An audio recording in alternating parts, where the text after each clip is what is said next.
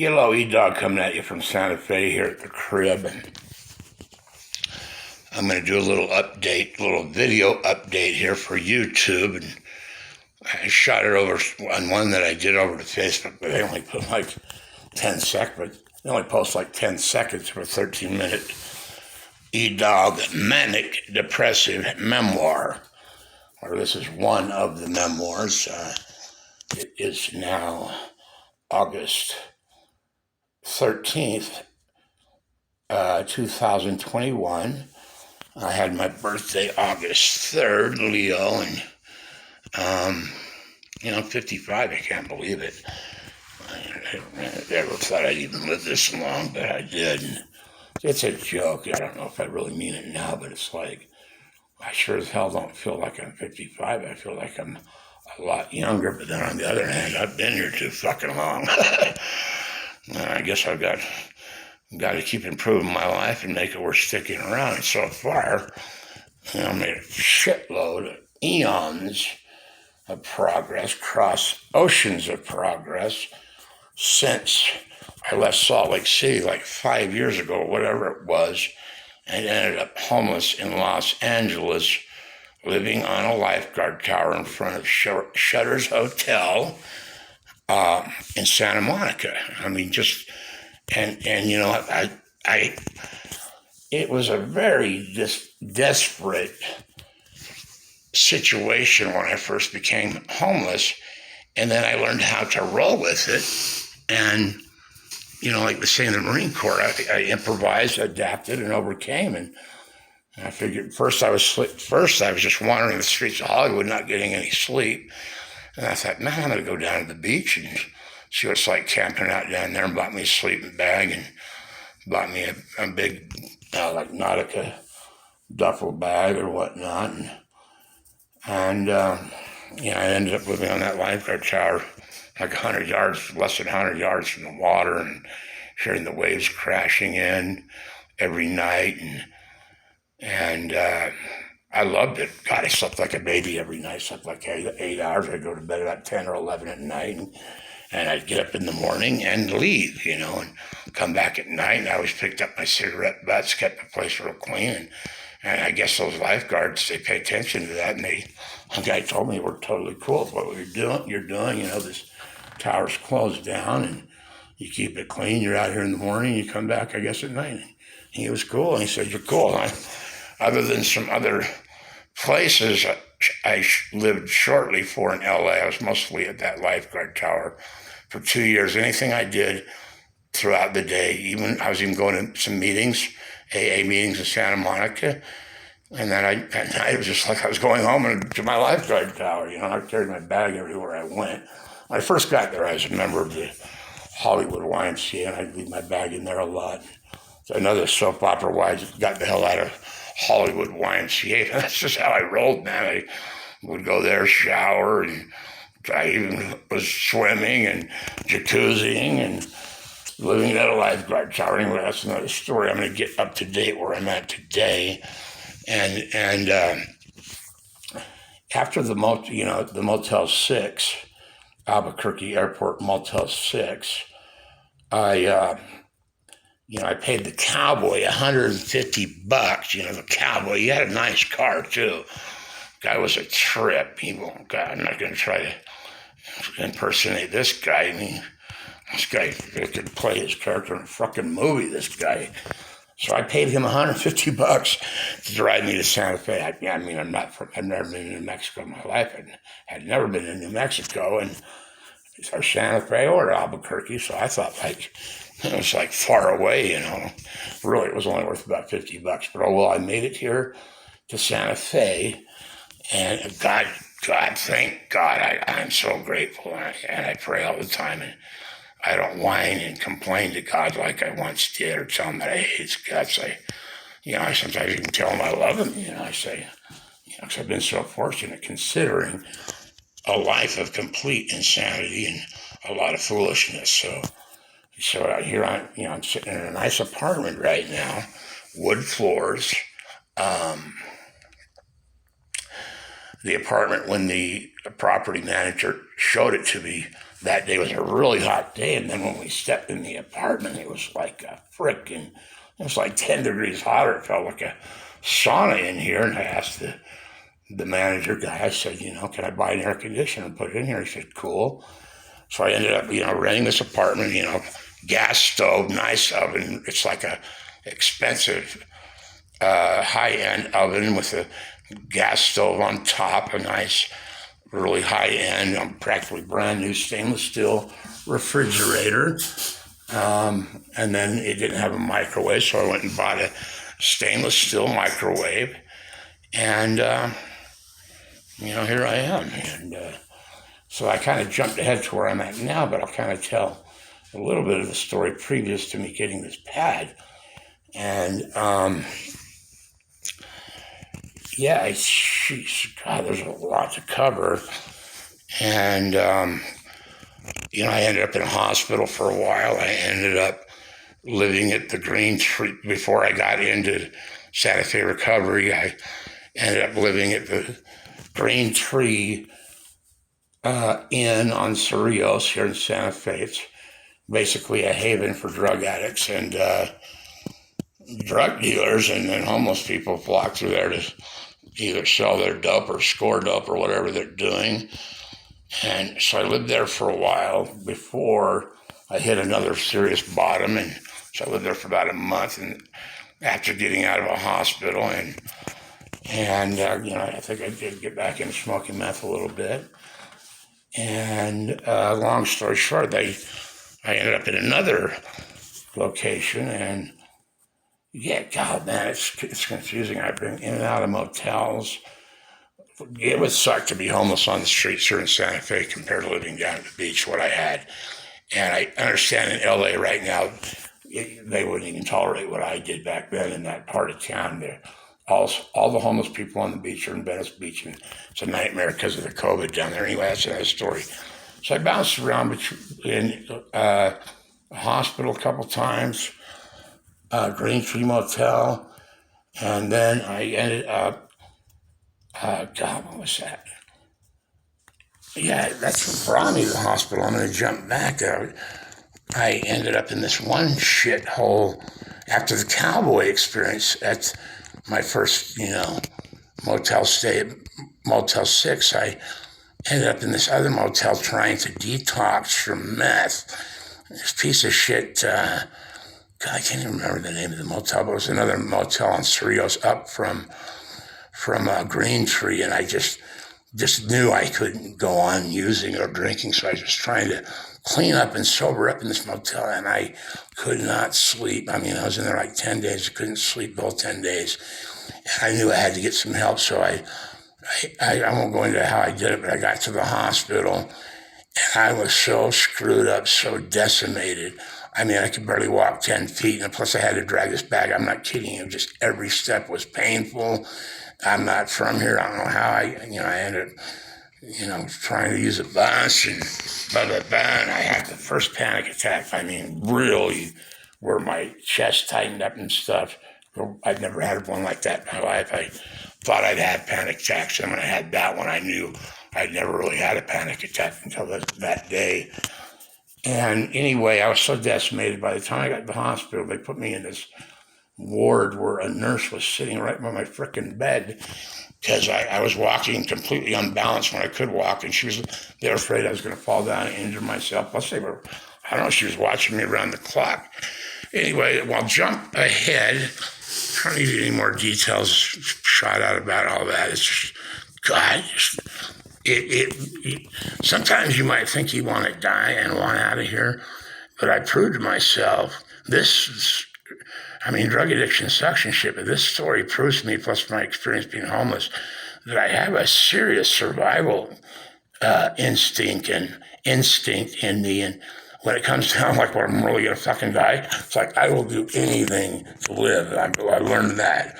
And this time, before I went to the hospital, where I could barely walk and I was like falling down, God, I could never do that again. I was decimated. I don't know how I had the strength to do what I had to do to get there. I had to take some buses. I had to do some shit. And then I ended up in, long story short, we'll jump up to the Santa Fe recovery center.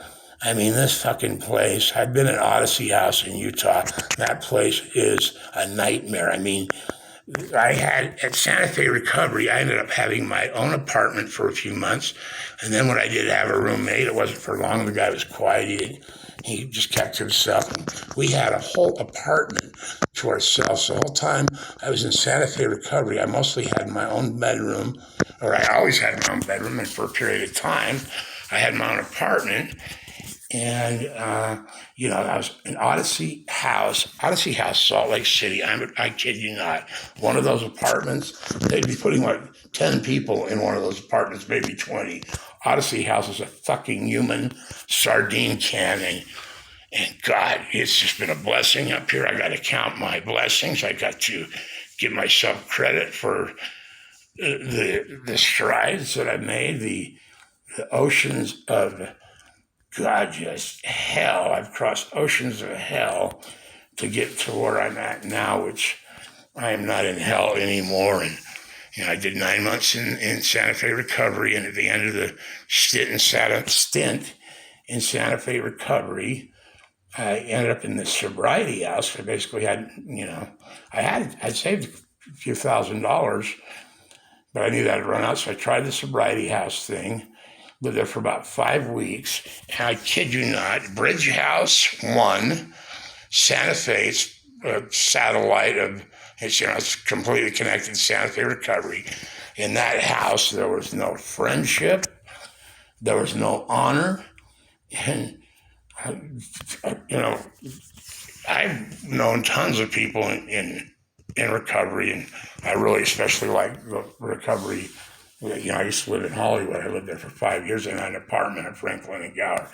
And that was just awesome recovery. They were awesome people. Well, that fucking Bridge House 1, those people were not there. I made no friends. And bottom line, if I were on the streets drinking and using, I wouldn't have drank or used with any one of them. One jack-off named JoJo, guy bitches about me taking a 20-minute shower. I said, dude, I showered in 2 days, so that's like two 10-minute showers, dog, for the 2 days, And he thought he was a freaking house manager. I mean, he had gripe after gripe about me, but that shower incident was like, God, that's the most petty complaint I've heard any person direct at me, that I showered too long. I was like, what, were you in your fucking room timing me, you fucking moron? I call these people rubberneckers, and he was one of the worst rubberneckers I've ever run into. These are fucking people that are so bored of themselves and everybody else's fucking business. They think they're your boss. Me, there's enough. I don't criticize anybody. I don't put anybody down. There's enough fucking bullies and critics in the world. I'm not going to be one of them. And the guy is not a bully. I could throw him out of a fucking window, but I wasn't going to do. I was totally cool when he made his complaints, because at that time I did not want to end up getting thrown out of there and becoming homeless, because I just was very cool. I treated that place like it was a job. And so I was respectful to this JoJo jackoff. But if he's watching it now, JoJo, you can fuck off. You're a little bitch. Anyway, so I kind of had it, in my mind just before I left Bridge 1. By the way, I got ripped. JoJo stole toilet paper for me. And in Bridge 1, I got my Bluetooth speaker, a $100 Sony Bluetooth speaker was stolen. $20 really nice steel, it's like a super thermos. You could put ice water in this fucking thermos, and I'm not kidding you. That ice wouldn't even melt in that water. It would be in there for like 10 days before it would be melted. I just bought it. It was brand new, and the speaker was fucking brand new. And, these guys, they're not in recovery because, I don't know who it was. I'm not going to say it was JoJo.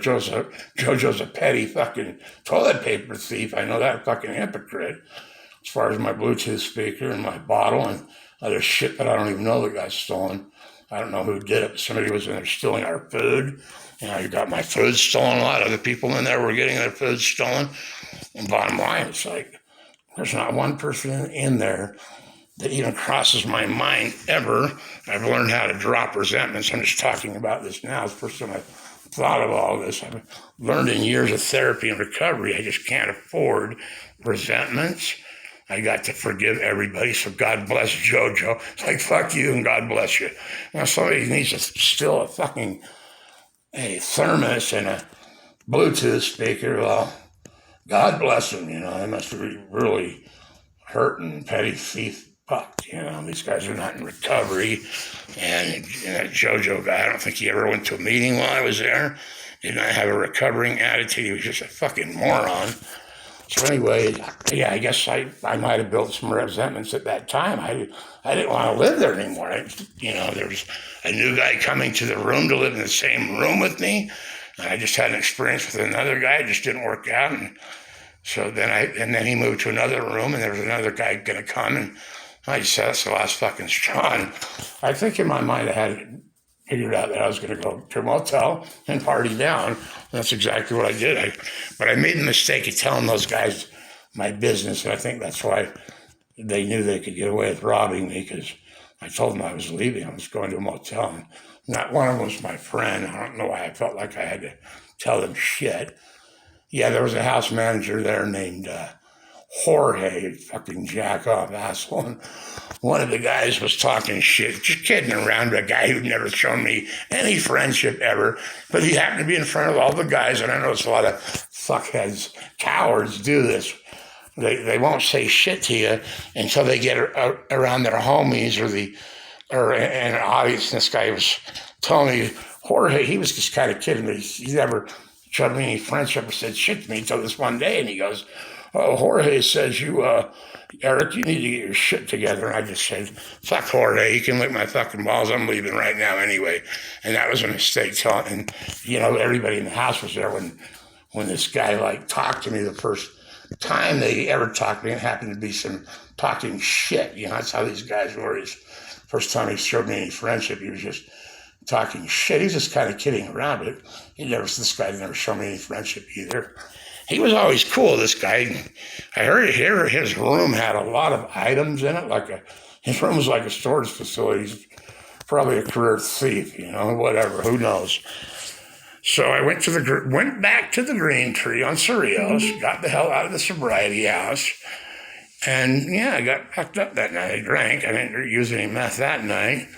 And, I was pretty hungover. I was a little hungover the next day. I got pretty drunk, not too bad. I just decided I don't really like alcohol that much anymore. I scored meth, and, I'm using meth. I don't drink at all. One time in L.A., a guy bought me 16 ounce when we were using meth, and I drank 2 sips of it and just left it, just threw it out. So there I'm at the Green Tree in a full relapse and trying to get, hitting the meth a little bit and then getting a few days clean and whatnot. Anyway, I'm going to get to the end of this because 18 minutes and 6 seconds going into it. I was still trying to do business even while I was in the Green Tree, relapsing on and off. And I hooked up with this cool guy, VA rep, that he really wanted it. Really liked helping veterans, and I guess he got information on me, and I met him through this cat I knew at Goodwill, and they liked my service record. I have a good service record, honorably discharged. And he also knew I had a disability. And anyway, long story short, I did some time in there at the Green Tree again. And then I had to get out of the Green Tree, and I went to Motel 6 for a while because this guy was going to get me a killer deal on some housing. Guy's fucking cool, man. He's awesome. I was actually getting some real help, and I got help at Santa Fe Recovery when I was in the center, but this guy was the coolest cat I've ever met that's helped me in my life. And he did everything. He did his job immaculately, and he got me. Plus, I did everything he said to the letter, and he got me this crib I'm living in now. I pay, and nobody get a hell of a discount. Nice place, man. Nice area. Not right by Cerritos Road, and where the buses run, and tons of stores and restaurants and shit I can just walk to. So, I can't complain a bit. I'm not playing drums right now. I'm sure a day will come again where I'll have to get the money and buy another drum set. I haven't been able to find a studio out here to play in anyway. I've researched it. Most cities I've been in, which have been much bigger cities than Santa Fe, they always have studios for drummers. I haven't found any out here. And I'm not going to buy a drum set unless I have a freaking studio to play them in. So my point with the drums is I don't really think about playing the drums because I don't think about things that I should be doing or that I'm not doing that contribute to depression and me not feeling good. And bottom line, if I thought about the drums being not in my life anymore all the time, I'd go fucking crazy. I can't. I've learned through the hard knocks of life, I don't beat myself up for things that I'm not doing. I don't entertain thoughts of things I'm not doing. And if it fucking bothers me enough that I'm not doing something that I should be doing or ought to be doing or want to be doing, then I need to get off my ass and go and do it. Right now, I can't even find a studio to play these fucking drums in. The studio in the long run costs a lot more than the drums. So anyway, I don't think about the drums that much. I listen to a lot of music, and a lot of it in my mind, I know I can play it, and a lot of it that I hear, it would be nice to be working on it in the studio on a drum set. But a lot of the rock and roll that I'm into, I know I can play it note for note, but I don't trip on the drums. And in general, I don't trip on things that I'm not doing. I don't worry about things I'm not doing. Once again, if it bothers me that much, I better figure out the fucking way to start doing it. And I'm just glad to be off that panic of living out in motels, and then towards the end of my LA stint, it got pretty spooky living out, homeless. And, I've just been through so much shit that right now I'm just enjoying this. I got YouTube TV, I got all these channels and fucking movie channels and shit on my phone. I've already ordered and bought a brand new laptop, Dell computer. I got that coming. I already got the Infinity modem in here. Even though I got unlimited data, the highest end package you could buy for my phone, I also have a fucking Wi-Fi right here in my fucking room. I could be hooking this whole building up with Wi-Fi. Today, I've learned not to wear my heart on my sleeve. Don't trust a motherfucker. Don't trust anybody. I trust my VA guy. Yeah, I keep people's game pretty well. And I've learned to just filter everything that comes out of my mouth. Don't tell people what's on your mind. Don't tell them your dreams. I don't even tell them I'm a fucking drummer, because it's like you tell people you're a drummer and they try to make you think that you're not a good drummer, and they're fucking jealous, and they don't know shit about music anyway. Most musicians out there don't know how to read and write music like I can. I can read any kind of fucking drum music, and sometimes I've jotted shit down that I haven't had in my head on paper. I can write and read drum music. Anyway, that's enough out of me for tonight. I'm very filled with gratitude, and I know I know there's a God, and I know there's a freaking Satan. I know it. And if shit's coming in your head that makes you feel bad about yourself, I guarantee you it's not the voice of God. And I believe that your thoughts are either coming from above or below. Anyway, y'all have a good one. Adios.